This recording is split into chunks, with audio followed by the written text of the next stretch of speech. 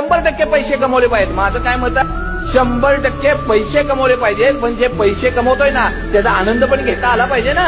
आणि ज्याच्यासाठी पैसे कमवतोय त्यांना वेळही देता आला पाहिजे ना. एका व्यक्तीनं आपली पूर्ण तरुणपण रिटायरमेंट नंतर आपण आनंदात घालवायचे आहेत, यासाठी प्रत्येक पैसे असे जपून जपून वापरले, आपलं मन मारून तो पैसे जपत राहिला. आणि एक दिवस त्याला अटॅक येताना पुढे यमदेव आले. अटॅक येता येता यमदेव म्हणले, चला तुमची वेळ झाली, आता निघायला लागते. तो म्हणला, माझी सगळी प्रॉपर्टी घ्या पण मला 5 वर्ष तरी वाढवून द्या. यमदेव म्हणले, तसली सेटलमेंट कधीच होत नाही, अहो सगळ्यात श्रीमंत माणूस आहे. अरे नाही, तुझी सगळी पुंजी आता तुझ्याजवळ ठेव, पण चल आता. मग एक काम करा म्हणला, मला फक्त 2 मिनिटं तरी द्या.